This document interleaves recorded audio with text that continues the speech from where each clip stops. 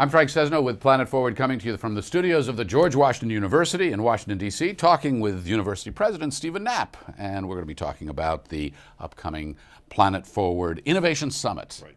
I'm really excited about this. Yeah, I am too. You're going to be there. It's going to be Absolutely. a great thing. You're going to have a great crowd. lead the charge. Yes, indeed. What is sustainability? You know, it's a very broad concept, and from my point of view, it embraces all the practices and policies and innovations that make it possible for life to thrive on Earth and in harmony, I think, with the environment that surrounds us. But it also embraces things like policies for creating institutions that will make sure that everything we do is cognizant of the intersection of economic, biological, ecological factors as they really influence the future of human life on Earth. You know, it's really interesting. I think some people hear the word sustainability and they think about hugging trees and holding hands and chewing on granola bars.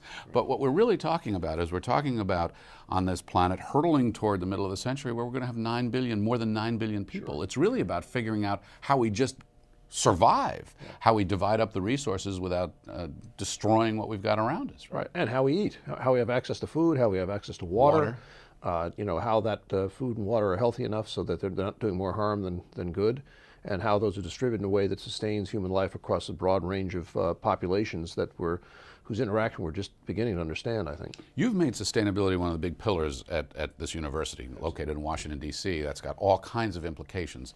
What are some of the sustainability initiatives, accomplishments at the university? So when I first arrived at the university, which was in 2007, one of the very first things I did was launch a task force on sustainability. I think it was a very broad-based group. It involved faculty and students and staff and volunteers, alumni.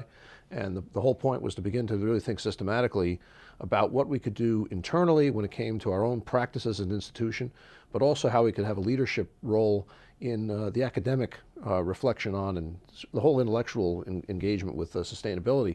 So it had both those sides to it from the start, and we talk about practicing what we teach. We want to make sure that we're on both sides of that equation.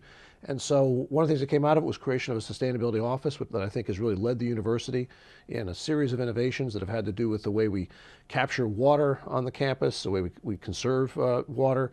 We've installed solar panels for water heating. We've done a range of things. We have a Solar Energy Institute that emerged at the very end of my first year here. All that came out of the ferment, I think, that was created by that task force. But what do you want to do? Do you want to have a zero carbon footprint? Do you want to be an energy producer yourself? Is this just a marketing thing? You know, there's a lot of talk about greenwashing. Universities can do that too. No. In fact, we are committed to getting a handle on our own carbon emissions.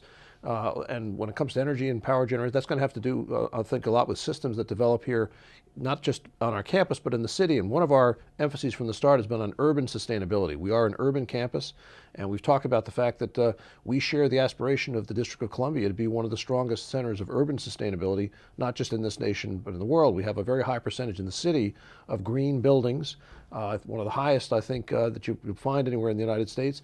But in addition to that, as a university that has the challenge of renovating old buildings, you know, a lot of our buildings go back many decades. They were certainly not designed with current state-of-the-art sustainability principles in mind, but we're able to renovate them. In fact, we've now had 2 renovations just this semester that have both won Gold LEED status, and these are renovations of existing buildings that were no way sustainable before. Right, and when they do Gold LEED status, we're talking about replacing HVAC systems so that they're more efficient in their heating and their cooling, about insulation and windows and doors and all kinds of things, recycled materials, all of that, right? It's all there, yeah.